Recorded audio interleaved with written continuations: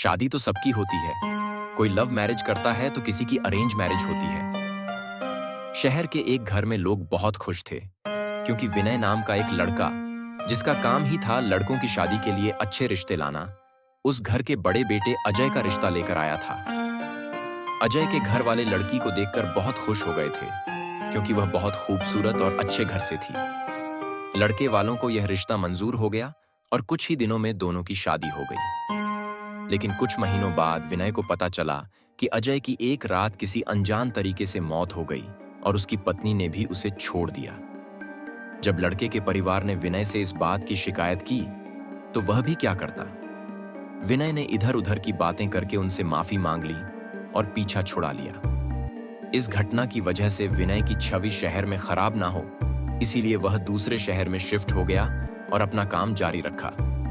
कुछ समय बाद उसने एक और लड़के के घर रिश्ता लेकर गया क्योंकि यही उसका काम था। लड़के वालों ने लड़की की फोटो देखी और बहुत खुश हुए। बोले, इस जमाने में ऐसी लड़कियां मिलती कहां हैं। कुछ दिनों बाद दोनों की अच्छे से शादी हो गई।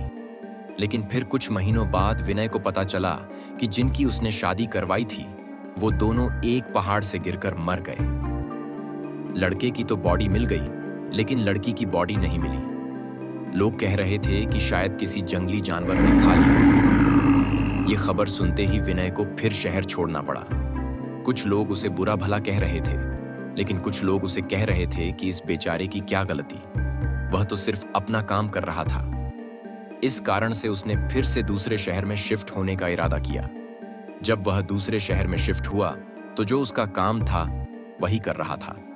उसने फिर एक रिश्ता लेकर एक घर गया जहां हमेशा की तरह उसके अच्छे रिश्ते की वजह से लड़के वालों ने रिश्ते के लिए हाँ कर दी। कुछ दिनों बाद दोनों की शादी हो गई। सब कुछ ठीक चल रहा था। विनय को किसी तरह की शिकायत नहीं आ रही थी। लेकिन अचानक से उसे पता चला कि जिनकी शादी उसने करवाई थी वो दोनों जंगल में खो गए। ना लड़की का पता चला ना लड़के का। यह सुनते ही विनय के चेहरे पर एक डरावनी मुस्कान आ गई। तभी हम देखते हैं कि विनय अंधेरे कमरे से अपने बैग से एक मटका निकालता है और फिर वह कुछ मंत्र पढ़ता है।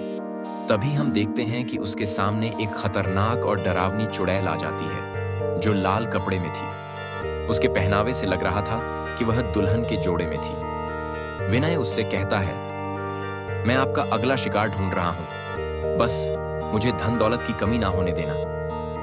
वह चुड़ैल एक डरावनी चीख के साथ वहां से गायब हो जाती है।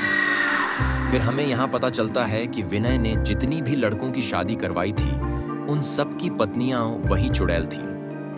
वह अपना रूप बदलकर उनके साथ रहती थी और समय आने पर वह रहस्यमय तरीके से उन लड़कों की जान ले लेती थी। एक तरह से विनय उस चुड़ैल को नौजवान लड़कों की बलि देता था, जिसके बदले में वह चुड़ैल उसे धन दौलत देती थी। फिर हम देखते हैं कि विनय अपने अगले शिकार की तलाश में निकल पड़ता है।